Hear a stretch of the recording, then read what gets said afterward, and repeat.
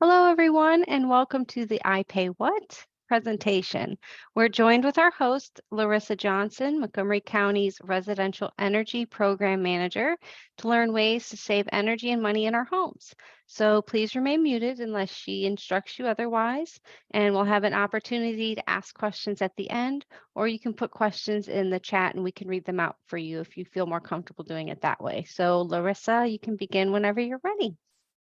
Awesome. Thank you so much, Kelly, for the invitation to come to Poolsville Seniors and to provide these presentations.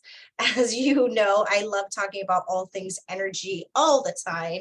And as the residential energy program manager, that comes in handy. So a little background about me. I have been with the county since 2016, where I became the first residential energy program manager. Just a little background, the average American thinks about energy 9 minutes a year. So we are about to get more than that. You're about to get 10 years worth of energy information given to you during this session. I do love energy because I believe it is one of those things that should be considered a human right, because in order for us to have comfortable shelter and housing, we have to have heating and cooling. For us to be able to have food, we need to be able to refrigerate it and cook it. So that's why I'm really excited to talk about energy and to fill you in on what's happening around the state, around the county, and today I'll actually talk to you about what's happening in the country as well. So first, I want to just start with seeing who's here and what you all came here to learn today. So you can either take yourself off mute, or if you're comfortable putting something into the chat. I do love the chat, and I am well versed in multitasking, so I can always read and listen. So what are we doing here? Now, Denise just left us for a second, but Joan, Beth, This is Claire. I'm CG for Claire. Claire. Okay. Yeah. I would like to, I think I would like to know, and maybe this is something you'll tell us, how to make good decisions on energy efficiency of things that you buy, like appliances and cars and other things like that. How do you compare them, and how do you judge them? What are some tips? Yeah. Okay. I'll make sure we get into that. That's a great question, because a lot of times the reason why the average American only thinks about energy 9 minutes a day is, a day, that'd be a lot. A year is because it's overwhelming, and it's something that we take for granted, right? You turn on a switch, you have lights. You mess with your thermostat to change the temperature of your home. But we don't think about like where it's coming from, how it's getting to our house. And then the other parts are like, how can we use less of it? There is a connection between how much energy we are using, or our energy that we're using, and climate change, because most of our electricity still comes from burning fossil fuels like coal and natural gas. In Maryland, though, we actually have nuclear energy, and that provides a bulk of our energy to the electrical grid. So it's nuclear, then natural gas, then coal in Maryland. But the non-renewables are very small. Did you know that, Kelly? Did I tell you that last time? I think I did, didn't I? Oh, you might have. Yeah. All right. And Beth wants to learn more about energy efficiency too. All right. So I like to make this as interactive as possible. I'm going to share my screen. On the screen, there's going to be questions. And again, unmute yourself if you know the answer, or put it in the chat. First of all, this is our presentation. I pay what? And the idea is that we pay a lot of money for electricity. And so we're going to talk about that and break that down. First, a little background about the Department of Environmental Protection. Here is our mission statement. And a lot of times when people think about the Department of Environmental Protection, they think of air, land, water, and they're not thinking about the built environment. But we are also, the built environment is part of the environment, our houses, our buildings. So that's where energy comes into play. And then my job is to talk to the 1.1 million people in our county. We are a big county, and I'm just trying to make sure people know about the programs that are available to help us lower our costs. So that's the background. All right, here's the first question. What is energy conservation? What does it mean to conserve energy? Use only the amount you absolutely need to use. All right, I like that, Claire. Anyone else? Yeah, so energy conservation happens when you use less energy or use exactly what you need to. So the most basic example of this is turning off the lights. That's conserving energy. Turning off the water when you're brushing your teeth. That's conserving energy. That's conserving water too. So those are just like two examples of conservation. I say that because even in the chat, we say we want to learn how to be more energy efficient. So what is energy efficiency? If conservation is using less, what is energy efficiency? Using less energy to get what you need done. Using less energy to get what you need done. Another way to say that is using the latest technology to save energy and money. It's also not wasting it. So one is not using it at all. That's conserving it. Energy efficiency means not wasting it or switching to. It should be an and or. No, it should be an or, not an and. But yeah, so you can either switch technologies to become more efficient. The prime example are light bulbs, which we'll talk about briefly because we have a whole nother presentation called Say What, which is all about light bulbs because it's a whole conversation. It's about an hour long talking about light bulbs. But really quickly, light bulbs, our incandescent light bulb is your traditional glass light bulb that was created back in the day. Thomas Edison is our person that gets credit for inventing our light bulb. So this is similar to that. Then you have compact fluorescent light bulbs. So here's how they become more energy efficient. This light bulb is a 60-watt light bulb. That's how much energy it's using to produce light. This compact fluorescent is a 13-watt light bulb, still producing the same amount of light. This LED light bulb uses 9 watts of energy to produce the same amount of light. So you're going from 60 to 9. So that is becoming more efficient. And so when technologies change, it's easy to be efficient. But when we're talking about other things about efficiency, usually efficiency is changing something to become energy efficient. For instance, this is called a power switch. And you'll see right here, it has a light switch on it, or not a light switch, a switch on it. And so this is another energy efficiency tool. You plug this in, then you would plug your coffee maker in there, or you can even plug your cell phone charger in there. When you don't want to charge your cell phone anymore, you just turn it off, just like a light switch. Because anything that's plugged in and doesn't have a switch is always drawing energy. So that's something to think about too. We'll talk about how much energy later, but it's not a ton, it depends on the item. The other thing we talk about here in Montgomery County is renewable energy. So what are the forms of renewable energy? There are 5. Thermal, water, wind, solar. I don't know the 5th one. Yeah, you got them. Geothermal, wind, solar, hydro. So we have, if you were to take all of our energy in Maryland and you would breaking it down into where we get our electricity, it's going to go nuclear, natural gas, coal, then hydro. So hydro energy is our biggest renewable energy source in Maryland in the state. We have Conowingo Dam in Maryland that provides us with energy. And then it's like very small. And I have to say that our renewable energy mix is about 9% of our total electricity. So it's very small. It's still, unfortunately.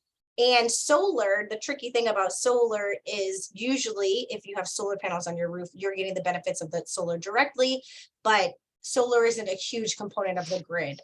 Wind energy is usually coming from Western Maryland or Pennsylvania.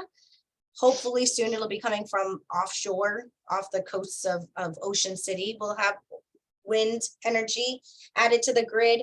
Geothermal is also not a huge component of the energy that's going to the grid, but geothermal is a way for you to heat and cool your own home, but it's very expensive. And then the 5th thing that we didn't talk about yet is biomass. So biomass, or which y'all know about in Poolsville, is you have Dickerson right? The Dickerson waste to energy facility. Yes, yes. Yep. So that actually produces electricity for Montgomery County residents. So the way it works and the way that we are talking about biomass here is that we're taking our trash, we're taking out everything that can be recycled first, and that cannot be recycled is then burned. We capture that energy the same way you would capture methane or natural gas, and then you burn it for electricity. Again, the reason why we consider it renewable, or I should say again, meaning at the beginning, I said there's no such thing as 100% perfect anything. You know, our LED light bulbs, Claire mentioned that her LED light bulbs were acting finicky. They're going to act finicky sometimes. They're not perfect, and neither is our energy options. But with biomass, the reason why it's considered renewable is because we as humans are always producing waste, whether that be from after we eat foods or when we're consuming. We are consumers. I unfortunately am a consumer, as you can see by my background. This is not a fake background. This is all stuff that I have acquired because I have a problem. I love buying stuff. So that is just to tell you, we're all human. All right. So renewable energy, that's what we talk about: biofuel, sun, water, and wind. Again, we don't talk about geothermal that much just because it's not a huge contributor to the grid. The other thing that we talk about is energy assistance. And I will talk to you about some of the financing opportunities available. If you ever need help with your electricity bills, like paying them, we have a phone number, and we have a website as well. And the phone number I will put in there. It's 3017 Energy. It's pretty easy. 3017 Energy. All right. So I pay what? So overall, there are 50 states. We are ranked number 45 out of 50, meaning it's really expensive for us to pay for utilities here in Maryland. It is not inexpensive, it's cheap. So here are our average costs in Maryland, okay? Which if you add these all together, it's about $411 per month that we're paying on utilities. So utilities altogether. What I want to focus on today is our electricity component of that, but all of these are what we consider to be part of the utilities. And in fact, you cannot have internet or cable without electricity. So they're all, sometimes they're like what we call double whammies. Do you remember that show back in the day? No whammy, no whammy, no whammy. These are double whammies. So, and same with water. Water is a double whammy a lot of times, because I don't know how many of you like to take cold showers. I do not, but you have to heat the water and you have to pay for the water. So it's a double whammy as well. All right. So where does your money go? Here is where I want you to tell me. We're looking at that teal piece of pie right here. What is this? What do you think this makes up? What is this component here? Light bulbs. Oh, who was that? Kelly? All right, Kelly, let's see. Heating. Aww. So the biggest chunk is going to be heating. I know, womp, womp, womp. Heating. That's a big chunk. And especially now, hello, it's winter, we're heating. And we'll talk about what temperature your thermostat should be set at. But heating is going to be number one. Number two, we have 21%. That is our green piece of the pie. What do we think that is? Go ahead, Joan. Air conditioning? Cooling.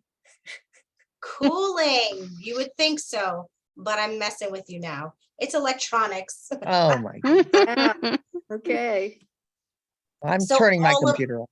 Yeah, all of those things. But that's why things like this and things like this, the power strip and the power switch, are so important, because appliances are always using energy unless they have a switch connected to them. And a little side note too, this is an advanced power strip, which I can talk to you about, but traditional power strips, they have on-off switches, just like everything else. But if you're like me, your power strip is behind the television console or whatever it is, and everything's plugged in. Do you think I go back there and turn the switch off at the end of the day? Nope, I do not. I actually use this because this advanced power strip will act as an on-off switch, so you don't have to get down there and turn it on and off. But technically with traditional strips, we should be turning them on and off when we're not using them. And again, we'll talk about what that actually breaks down to, but 21% of our costs go to electronics. All right, and you can see right here, you already said it, the yellow and the gray are going to go together. That is cooling and water heating. So the biggest chunk of our electricity bill goes to keeping our home comfortable. Heating, cooling, and water heating. That's more than 50% of our electricity bill. Then 21 to electronics. Kelly already told us we got lighting is 12% and appliances are 12%.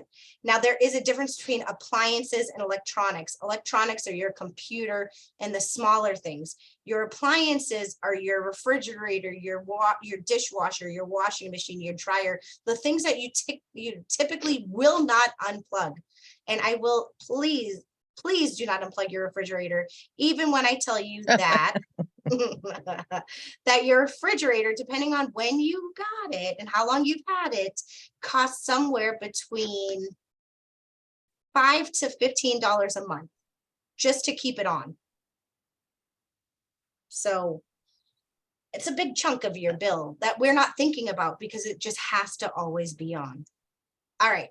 So before I get to that, and I should have done this, sorry, I am going to go to our website, which is montgomeryenergyconnection.org. Oh man alive. All right. Nope, I'm looking at something else. I'm not looking at you anymore. Okay, here we go. So montgomeryenergyconnection.org, and I'll put that in the chat as well. This is your go-to for all things energy. And we can go into everything that's here, but I highly recommend bookmarking this page so that you always know where to go if you have questions. But I'm going specifically to my energy use. So my energy use, and then I'm going to scroll down into how much does it cost, or I should have this say, I pay what? But anyway, how much does it cost? Who are our utility suppliers? Who do we have? Potomac Edison, everyone? Mm-hmm. Yes. Yeah. Okay, so I'm going to go on this Potomac Edison one. Hopefully you can see this. I will zoom in a little bit. There we go. So here's the thing, and Claire, I will get to your question too about like how to determine which are better. But in Maryland, you do get to choose who your electricity supplier is. So you could change to a different supplier other than Potomac Edison, but I discourage you from doing that. And that's only because Potomac Edison is one of the 5 electricity utilities in the state that are regulated by the Public Service Commission, which means when they want to make a change to your rate, they have to get approval from the state. The other smaller suppliers are able to do it based on the market. So they fluctuate. But as you can see here, and it goes, their fiscal year is June 1st to May 31st. And so for this year, the cost of a kilowatt hour for everyone in Potomac Edison service territory is 0.06 cents. That's pretty reasonable. And then what we've done is we have broken down all of the items in your home. And this is what they are using every month. And this is what the average cost is. Now, of course, it's going to differ per house and everything like that. But when we're looking at very first here, I'm going to zoom in a little bit more, light bulbs. So remember, light bulbs account for 12% of your electricity bill. So if you're using those incandescent light bulbs, oh, wow, you're cheaper here. Oh, I'm getting Potomac. I need to move to Potomac Edison service territory. I live in Pepco service territory and it costs $1.15 for an incandescent light bulb per month. So y'all are getting quite a deal. I will tell you that.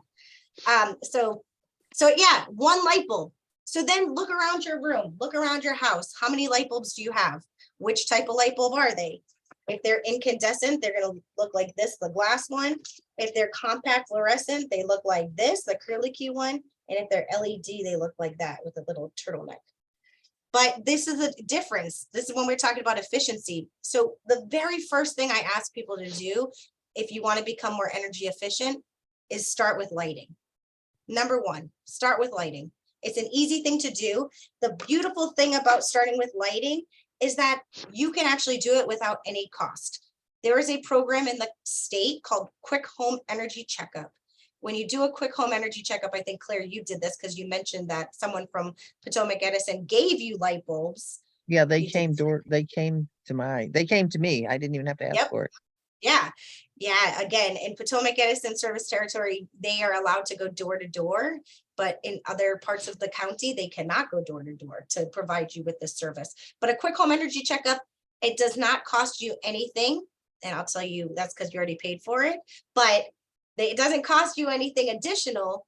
And what they do is they will give you up to 14 light bulbs. They will swap out up to 14 light bulbs. And that could be recessed lighting. It could be a globe bulb for your bathroom. It could be a chandelier style light bulb for your kitchen, for your living room, dining room, wherever you put a chandelier. I don't know if you have a chandelier, but whatever, it's going to be there. So they're going to have different types of light bulbs for you, and it doesn't cost you anything, and you get up to 14. So I highly recommend scheduling your quick home energy checkup if you haven't already. If this program has been in existence since 2009, so if you have already had the quick home energy checkup done, you cannot have it done again unless you move. Then you can have it done in your new place. The other part of that is that for the first 10 years of the program, they were swapping out incandescents to compact fluorescents. Now, as you can see here, that's a huge difference. We're talking about 94 cents versus 41 cents. Nope. 94 cents versus 20 cents, excuse me. So it's 74 cents difference. So the utility companies are like, look, we just saved you 74 cents by giving you this light bulb. Well, this light bulb, womp, womp, womp, it contains mercury.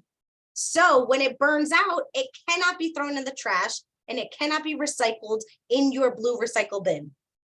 This has to be taken to a specific location, either, and I can tell you that after our Poolsville event in, when was that, November, December, October? Anyway, sometime last year, we did the Say What presentation, and now the Poolsville The hardware store. Poolsville hardware store. Yeah. Thank you. Poolsville hardware store. You can bring your compact fluorescents there now.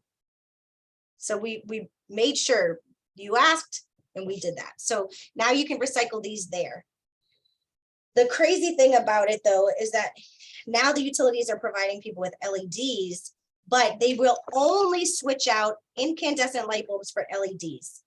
If you have compact fluorescents, the utilities are like, that's already energy efficient. You're already saving money. And they think that because, and if you look at here, this is 20 cents a bulb. This one's 14 cents a bulb. It doesn't make sense for the utilities to give you this light bulb to make a 6-cent change. I'll tell you, when the So- guy from Potomac Edison came, he swapped out a couple of my fluorescents and gave me the LEDs, especially the one very that nice. was on my front porch, because he said, oh, this works a lot better. It doesn't take time to warm up and you'll get Yep. better lighting. So Awesome. Yeah, I was like, So okay. they're pretty good. They're technically, the contractors are technically not supposed to take compact fluorescents. So this is what I tell you. One, you are completely right. So compact fluorescents, the other thing about them is they take a little while to warm up, to get as bright as they're supposed to, because that mercury has to heat up. So if you have these and you're having that quick home energy checkup and you know where these are, like if you have recessed lighting that has compact fluorescents, I do not work for the utilities, so I can tell you this. I would have you take them out and just tell the contractor, oh my goodness, all of them burned out at the same time. They're all gone. I don't know. And then bring these to the Poolsville hardware store.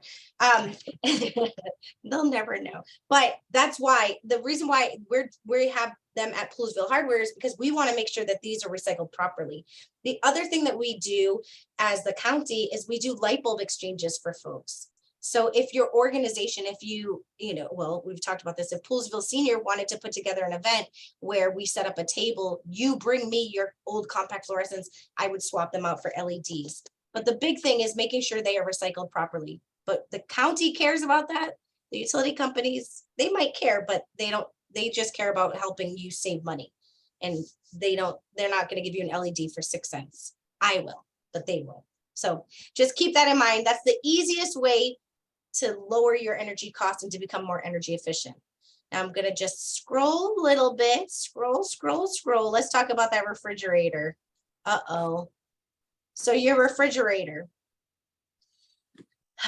It depends on how old your refrigerator is and what type of refrigerator it is. If it's an Energy Star certified refrigerator, it costs you about $3. Oh, wow. Y'all, I mean, I need to move to Poolsville because this is honestly $3 cheaper than Pepco service territory. I'm so used to seeing the Pepco numbers. I'm like shocked right now. So yeah, it costs you about $3.71 a month when you have an Energy Star refrigerator. If you do not have an Energy Star refrigerator, you're looking at about $12 a month just for your refrigerator to be plugged in. That's it. So if you have multiple refrigerators, like you have a refrigerator in your garage and you're not using it, I will also tell you, I got an email today from Potomac Edison that they have updated their appliance recycling program. So if you have an old working refrigerator, you can call them or you can go to their website. They will come to your house and pick it up from you, and then you get a check for $100. So that's new, and that's for all of 2023. They're also doing that with dehumidifiers and air conditioners as well. So if you look up here, where was our air conditioner? Was that up here? Yeah. Oof. The window unit. So if you have any dehumidifiers or air conditioning units, they used to only recycle them for folks if you had a refrigerator as well. They would pick up your dehumidifier or air conditioner in addition to the refrigerator. But starting this month, well, today, because that's when I got the email from them, you can just call them and say, I have an air conditioner or a dehumidifier that needs to be recycled. They'll come to your house. Think for that, it's only $35. It's a $35 check, but they come and pick it up for you. And then you get money. Like, get rid of that old stuff. So that's where you want to, that's what you want to do for that. Now, talking about refrigerators, and let me see if I can find it easily. One of the things that you want to make sure about your refrigerator to make sure it's running as efficiently as possible. Here's what you want to do. Number one, do you clean your refrigerator coils every month, every year? Sorry. Do we? No, No, probably not. No. I know I should, but I don't. So this is a handy dandy, fun little tool that we have. And it is a refrigerator coil brush. It's what it's meant for. It's what it's used for. So the idea behind this is that we take our refrigerator, move it out once a year, and clean back there. That's the first thing you want to do. Now, I tell you this because y'all are so nice. And if you are interested, I will send you a little kit, a little energy efficiency saving kit. You just have to send me your address. And I'll put my email address in the chat. You just email me your address after this presentation and you will get one of these in the mail. In addition to that, you will also receive a refrigerator thermometer. Yours may look different than this, but why a refrigerator thermometer? It's because we want to make sure our refrigerator is running as efficiently as possible. Old school refrigerators usually tell us 0 through 5. That's what the dial has, or cold, colder, coldest. It's not telling us the exact temperature that a refrigerator is set. So that's why you want to make sure that you have a thermometer in there, because to make sure your refrigerator is running as efficiently as possible, your refrigerator should be somewhere between 35 and 40 degrees. Anything more than 40 degrees, and you run the risk of spoiling your food. Anything lower than 35 degrees, you now have a refrigerator freezer and you're just wasting energy to keep your grapes frozen, unless you like frozen grapes, but I would put those in the freezer. And then for your freezer, it's 0 to -10 degrees. But that's one of the things that we don't think about, is the importance of keeping our refrigerator at the optimal temperature. So one of the things that we usually tell people, or you'll hear this, is keep your refrigerator stocked. Now, that doesn't mean going out and buying tons of food and then having it spoil in your refrigerator. What that means realistically is knowing when your refrigerator's in that 35 to 40 degree zone. And one of the ways that I keep my refrigerator stocked is that I have old pickle jars, like old jars that I filled with water, and they're in the back of my refrigerator. And it took me a few days to regulate my refrigerator temperature. But there's like little tips and tricks like that you can do where it doesn't cost you anything, where you're reusing something that you probably already have in your house. And then you are making sure that your refrigerator is running optimally. If you have that Energy Star certified refrigerator, so this is what you're looking for on your appliances, is that Energy Star logo sticker. If it's Energy Star certified, those refrigerators usually tell you what temperature they are, especially if you purchased your refrigerator in the last 10 years, I would say. They're going to tell you what temperature. The other thing, and I'm so glad I'm talking to you now, is if you need any appliance upgraded, the time to buy that in the state of Maryland is President's Day weekend, which is coming up.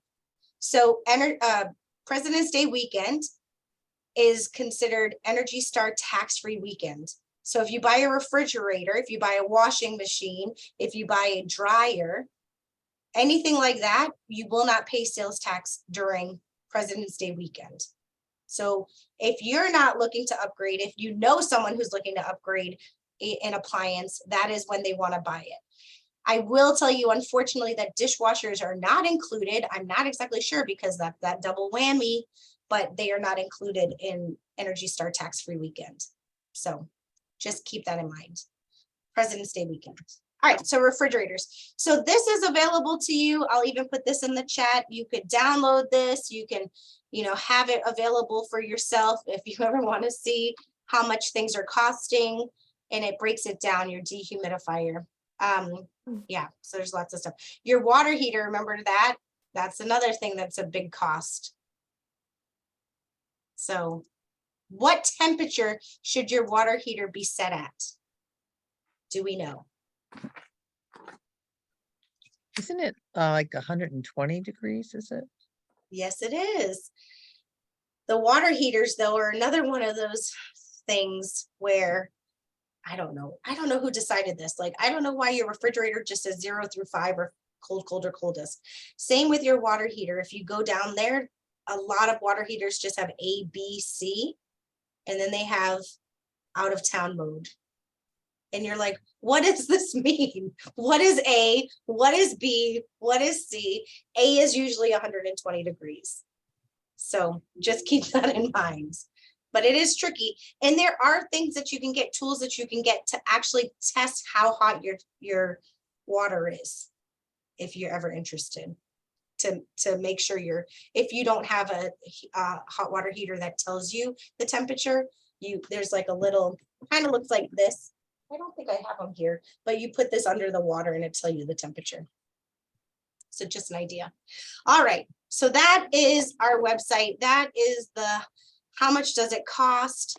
And then what I'm going to do is now just really quickly go through some of the ways that we can become more energy efficient or save energy and money. I will say that I said a lot of these before, but I'll go into them again. All right. So how can you save energy and money? Number one, but we'll talk about that, was light bulbs. Light bulbs, light bulbs, light bulbs. Here is this one. This is your heating and cooling. So what temperature should your thermostat be set at in the winter? 68. Yes, Claire, 68 degrees. So here is the rule of thumb. A little chant for you, if you will. For every degree, multiply by 3. And that's what I want you to remember. So the recommendation from utility companies is 68 degrees. If you like your home at 72 degrees, keep your home at 72 degrees. But just remember that 4-degree difference, you are looking at the potential of a 12% increase on your electricity bill. Why? Because for every degree, multiply by 3. So 4-degree difference, 4 times 3, 12%. So that's where that comes from. That's why there's fluctuations at different times of the year. It's all based on what temperature your thermostat is set at. So what are those things that we highly recommend? Well, I'll tell you I don't even know how cold it is in this room. My thermostat set at 68 degrees. What I have right next to me off screen is this handy dandy energy efficient heater. And in the summer, excuse me, it's a fan.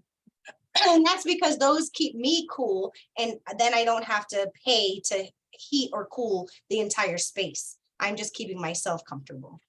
So those are some of the things that we do. What about the summer? So if it's 68 degrees in the summer, if it's 68 degrees in the winter, what temperature is in the summer? 78. Yes, 78 degrees. Perfect. I'm going to turn that off because hopefully you didn't see that other one. So 68 degrees in the winter, 78 degrees in the summer. For every degree, multiply by 3. So if you like your house at 72 degrees in the summer, and the recommendation is 78, that's a 6 degree difference, 6 times 3, 18% increase on your electricity bill, potentially. Okay. The other thing about your heating and cooling system is to make sure you are changing those filters. How often do we change our filters? Once a Every month, 6 months? isn't it? I think it's every Well- 30 days. Who's that, Claire? Yeah. Okay, I and have to let Joan, the what did dog you know, say? too. 6 months? Every 3 months is a recommendation, but Oh. I would start, like, if you're like, wow, I didn't even know. Sometimes people are like, I didn't even know I needed to change the filters. Well, start today, go look at it. And then I would look at it in a month just to see how much is accumulated. So it all depends on your home. It depends on what you have in your home. Do you have pets? Do you cook with Teflon? Do you, like, there's a whole bunch of different things that will contribute to the cleanliness of the air. So the recommendation is every 90 days, but it depends on your house. What are you going to say, Claire? I was going to say, I keep my fan running to keep the air circulating. So I try to change it every 30 days because I find, Nice. you're flowing the air through more frequently. And you're And I talking also have ceiling pets. fans. Huh? Yeah. Ceiling fans? Yes, I have ceiling fans. And do you change the direction based on the Yes. season? Yes, I do. Look at you. Look at Claire. I tell you, I'm knows just all great. the tips. I'm just curious what cooking with Teflon has to do with the temperature. You No, said- not the temperature, but the filter. yeah, the filter, right? So little particles chip off and then they go into the air. It's just one of those PFAS. things.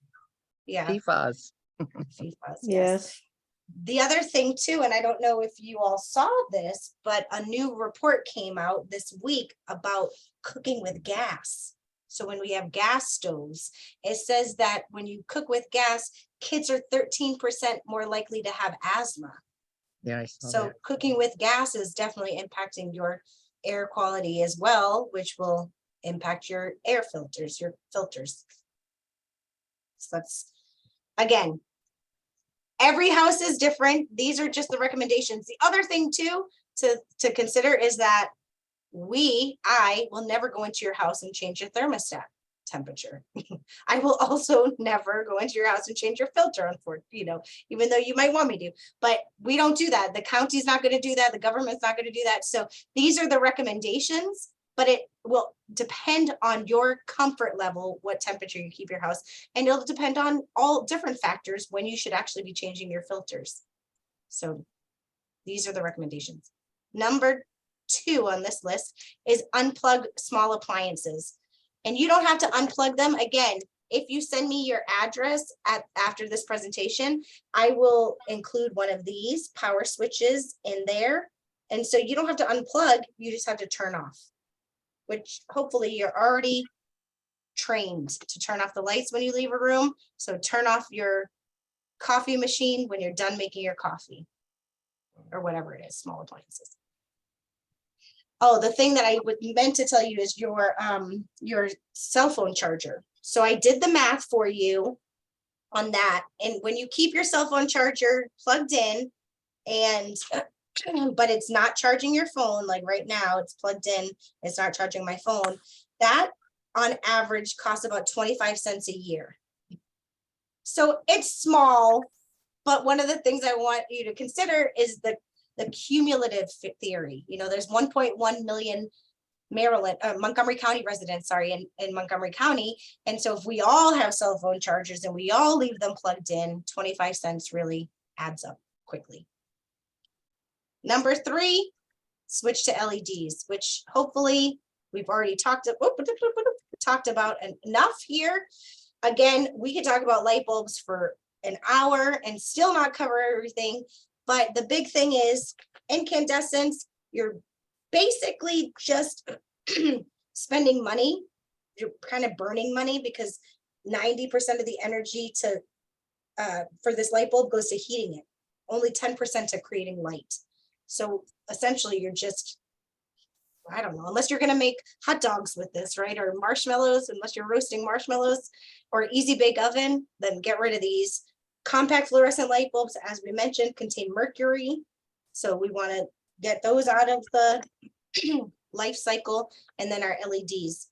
The thing about LEDs that I absolutely love is that LEDs come in every shape that you can imagine. Like even if you needed a new refrigerator light, you can get an LED refrigerator light. They also come in every color you can imagine. So here is just a little video, not a picture, an image to show you the different colored lights. So when LEDs first came on the scene, they were created to emulate sunlight or daylight. So they're like that bluish part. Like if you look at your rainbow, red, orange, yellow, green, blue, purple, that is what LEDs first have. Like I know you know this because if you're driving at night, you know those cars that have LED lights and they're coming right at you and they're that blue bright light and you're like, but LEDs come in every shade and it all depends on what you prefer and where you want them. So for instance, this light that's behind me right now, that is a warm light. It's actually a 3-way bulb. I'm clear on that one. So it's a 3-way warm LED. And it depends on what level I have it on, how much energy it's using. Right? Like, so on the smallest level, it's only using 3 watts of energy, and then it goes up to 7 watts of energy, and then it goes up to 10 watts. But that's how much energy is using. The thing that we really focus on when we talk about light bulbs is how bright it is. And we measure that, it's not on here, but we measure that by lumens. So as I mentioned, this 60-watt light bulb is 800 lumens. This compact fluorescent light bulb is 800 lumens, and this LED is 800 lumens. This is using 60 watts, 13 watts, 9 watts. So when you are looking for new light bulbs, what you want to do is always look here. There's always a lighting facts. It's like a nutrition label for your light bulbs. This is what you want to look for. So if you're looking, and light bulbs still are going to tell you what the equivalent was. So if you're looking for a 100-watt equivalent, you want to just make sure it says 100-watt equivalent, and then you'll see it only uses, and that's in Spanish, it's going to say it's only using, what's 100 watts? 16 watts for LEDs.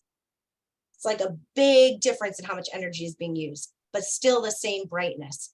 It's really how many lumens. So 100 watts is equivalent to 1600 lumens.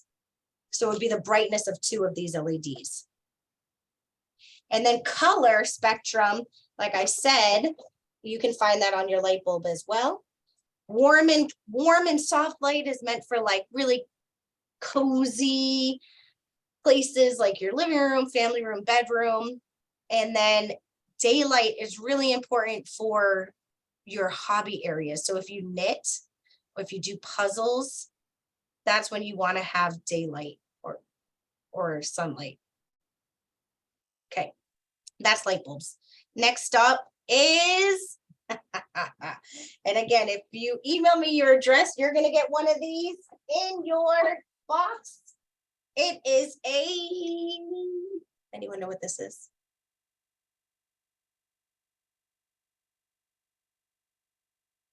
I don't know. It's a shower timer. Oh, Oh, oh, I don't want that. I know you're like, that's my me time. Yeah, so the shower timer. So again, remember that double whammy. You're paying to heat the water and you're paying for the water. So 5 minutes is the recommendation for your shower. The beautiful thing about this is it's just a suction cup and it's a sand timer. So it's not going to kick you out of the shower after 5 minutes. It's not going to play any obnoxious sounds or anything. It's just there to help you become more aware of how long you're spending in there. The other thing I will tell you about, and when you do the quick home energy checkup, or if you do the quick home energy checkup, they might be starting to phase this out, but this is an amazing tool. It's called a shower start. So if you live in a house where the hot water takes a long time to come on and you're running your water for your shower, this is something that you place in between the shower head and the wall. And then what it does is, you'll see it's copper in there. It tells when your water has gotten to a certain temperature. So it'll run the cold water at full stream. And then when it gets hot enough, it goes down to a trickle so that you're not wasting hot water. Called a shower start. And then you get in your shower and you just go boop. That's it. Boop. And then it comes on full stream. So that's a little tool. That's an efficiency tool to make sure that you're not wasting that hot water. And then your shower timer is in there just for fun. The other thing I always tell people, well, I love music. So I have a speaker in my shower. So waterproof speaker. And I listen to the first 2 tracks of Hamilton every time I take a shower. So my husband always knows, dun, dun, dun, dun, dun, dun. He's like, oh, she's going to take a shower. And then I'm out by second track. At the end of second track, 5 minutes. I know I got to get out of there. But all right. The other thing we want to make sure you're doing is caulking your house if you can. So there are certain places that there are leaks in your home, around doors, around windows, places like that. The other thing, again, if you email me your address, I will send you some of these too. So these are insulators for your light switches and for your outlets. We also have them for your outlets. Like this. And this is because if you were to unscrew your light switch or your outlet plate, there's nothing behind there. So that means that there's air, especially if it's on an outside window, outside wall, air is coming through those little prongs. That's why the other part, energy efficiency. This is an energy efficiency tool. Remember these? Probably had them when you had younger kids in the house running around. This is an energy efficiency tool. It stops drafts. So keeping these where you, especially on the outside walls, keeping those is going to make your house more energy efficient as well. So you unscrew it, put that in, and then put the plate back on, and then there you go. It's one way to stop drafts. These are things you do not get in the quick home energy checkup. So just so you know, you have to email me if you want these at no cost. All right, so the things that I've talked about, quick home energy checkup, there's no cost to it because you already paid for it. The home performance with Energy Star audit is $100.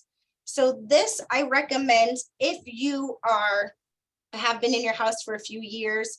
If you're thinking about going solar, I highly recommend having the energy audit done before you go solar, because you want to make sure that the envelope of your house, the outside of your house, and the inside of your house is sealed as much as it needs to be and can be. So I will give you an example. At my house, I had the home performance audit done, and turns out my attic only had 3 inches of insulation. I needed 30. 30 is what the recommendation is. So I had to have 27 inches of insulation blown into my attic. And it made a huge difference in keeping our home temperature regulated, and also, you know, so that it wasn't fluctuating as much, and we don't mess with the thermostat at all. We set the thermostat for the season and we're done. That's how it works here. The other part, when you do the home performance audit, is they're going to do a door blower test to find out where you have leaks in your house. They're going to go through your home with a thermal camera and an infrared thermometer. They're going to go in the attic, in the basement, and it takes about 2 hours to complete the home performance audit. If you do the quick home energy checkup, it really is very quick. It's less than an hour. They're only going to switch out your light bulbs. They're going to give you high efficiency shower heads, faucet aerators, and they should be giving you an advanced power strip. That's for the quick home energy checkup. But the home performance audit, they're going to go through your whole house, and then 2 weeks later, they're going to give you a report. And that report is going to say, here are the most cost-effective measures that we recommend you do in your home to make it as efficient as possible. The other thing when you do the home performance audit is it unlocks $7,500 worth of rebates that you will not have access to unless you do the audit. And the beautiful thing about the rebates in Maryland is that they go directly to the contractor. You don't have to worry about paying them and then waiting for your rebate check. It'll just be taken off the cost of the total. Didn't you say before that that's only good for a calendar year? So if you're thinking about doing it, you should do it now? The energy audit? Yeah, didn't you say that when you did the audit and you got the rebates, there was a kind of a clock Yes. on the rebates? Yes, you are right. It is a year. So again, this program has been in existence since 2009. So if you had an audit done in 2013, whatever the results of that audit were are no longer viable in 2023. If you had the audit done in January of 2022, you're still good and you could get the rebate money. The other thing, and thank you, Denise, for bringing this up, the audit itself costs $400. So the reason why the first time you do it, it only costs $100 is because it's part of the surcharge that is on your electricity bill. So if you had it done in 2013 and then you didn't do any of the work that was recommended, you would have to do the home performance audit again, and it would most likely cost $400, not $100. But as Claire mentioned, sometimes you have contractors who are very nice and will swap out your compact fluorescents for incandescents, and sometimes they will only charge you $100. But it depends. There are income-based programs that are available for weatherizing your home. And I'm going to go to the website to show you this. And then the other thing is electrifying everything. Now, that's overwhelming in and of itself. But the reason why I'm bringing that up is because who has heard of the IRA? Yes. Well, there's lots of IRAs, but this one, Inflation Reduction Act, is an opportunity for you to lower or to switch to electric stuff. And I'm going to show you this before it disappears because my thing likes to do that. So here it is. I'm going to put this in the chat. This is amazing. You put in your zip code. Kelly, or Joan, what's your zip code? 20837. Okay, 20837. Homeowner or renter? A homeowner. All right. I'm just going to say, ay, for the love of everything.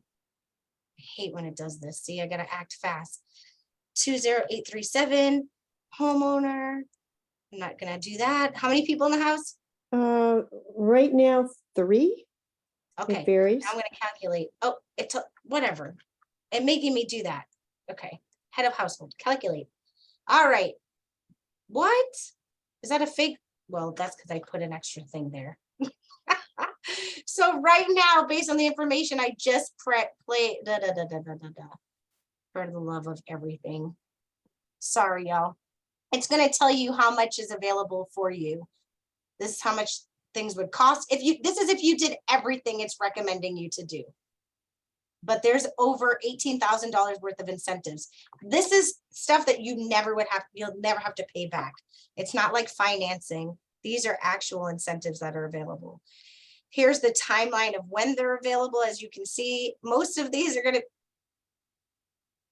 I don't know why it's bothering me, but, and these are all available now. Remember we talked about geothermal at the beginning?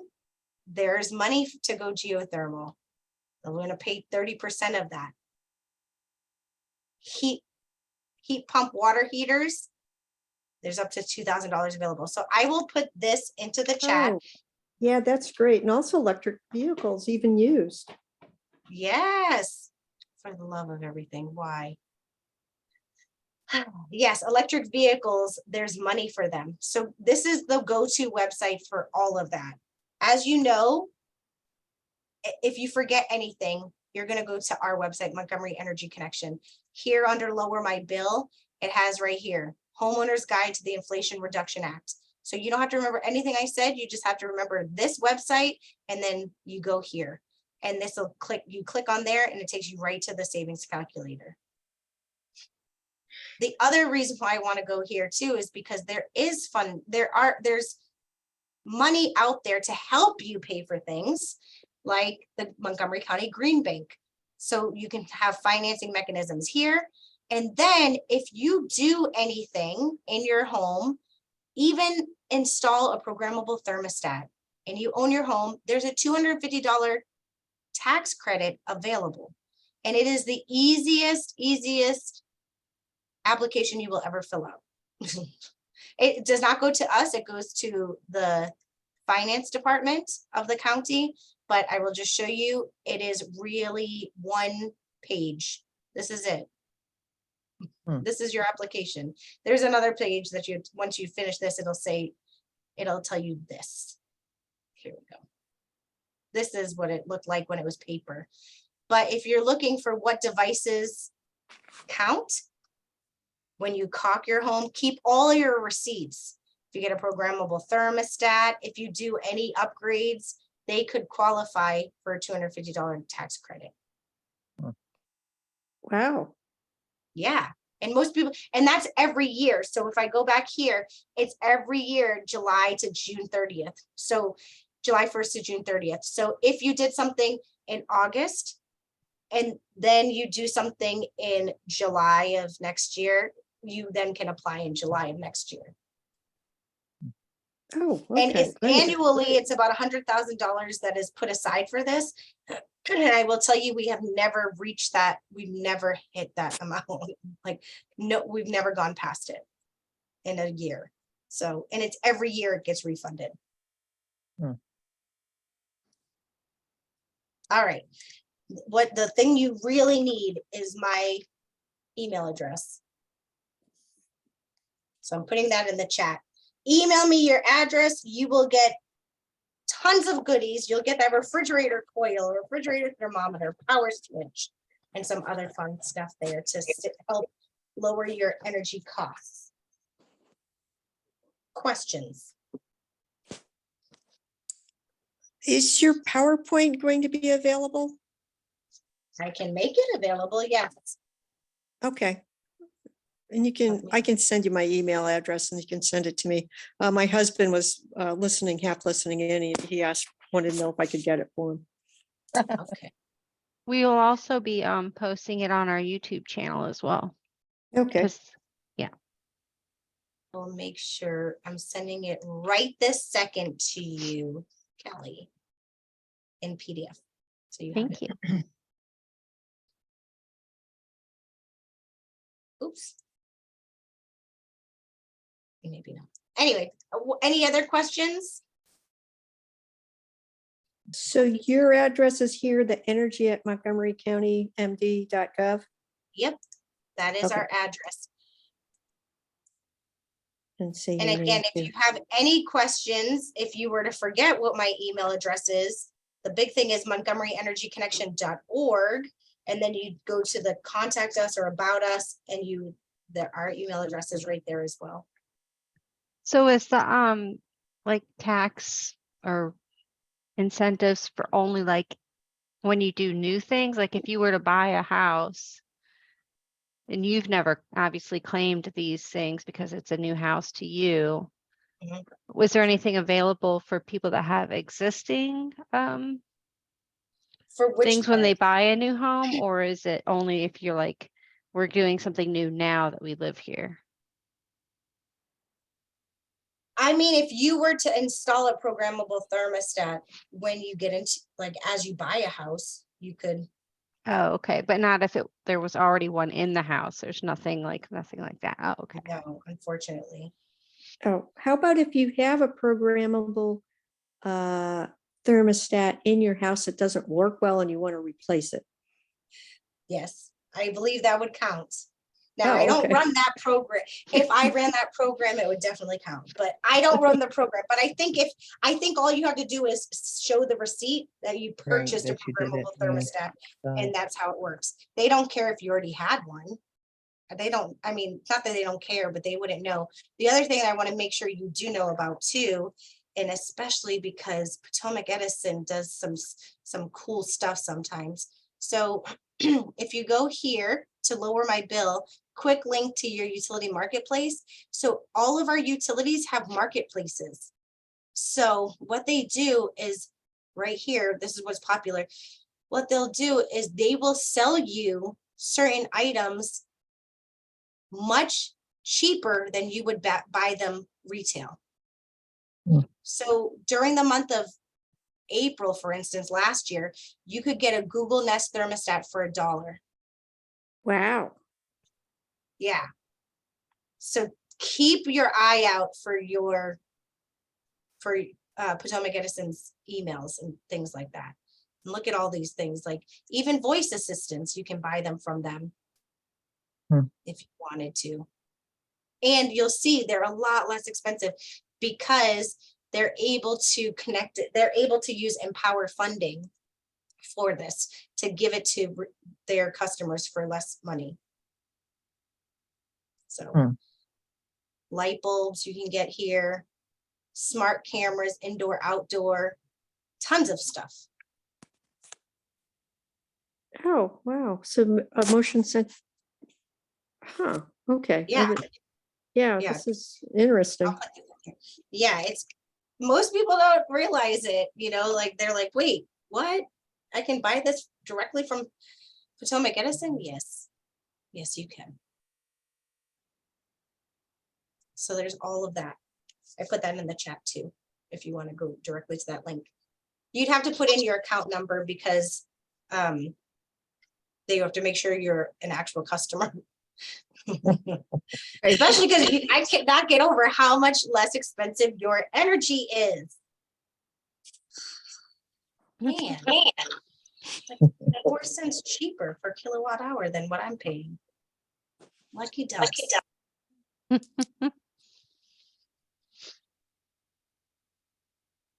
All right, I think that's it, Kelly. Anything else?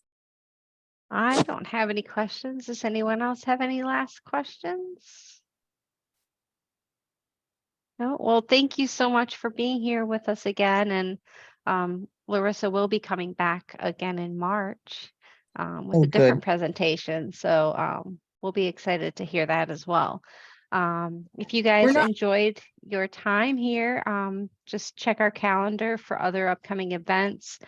We do have a free bingo celebration on Tuesday from 1 to 3. It's sponsored by Devin Ann Bauer.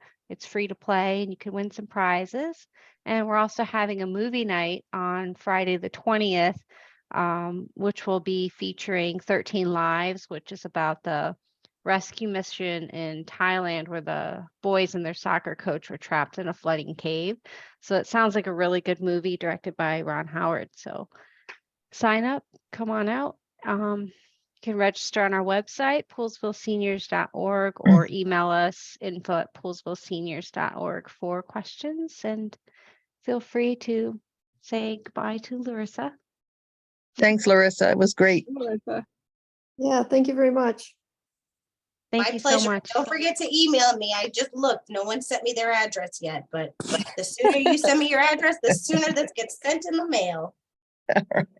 I'll set. Take I'll care. set Thank you, Larissa. Because otherwise it'll just get into the recording, I think, for the whole seniors thing. She's the responder for it. Yes. All All right, right. Well, thank you. thank you so much. Have a good night, everyone. Bye-bye. Bye-bye. Thank you. All right, thank you. Okay, cool.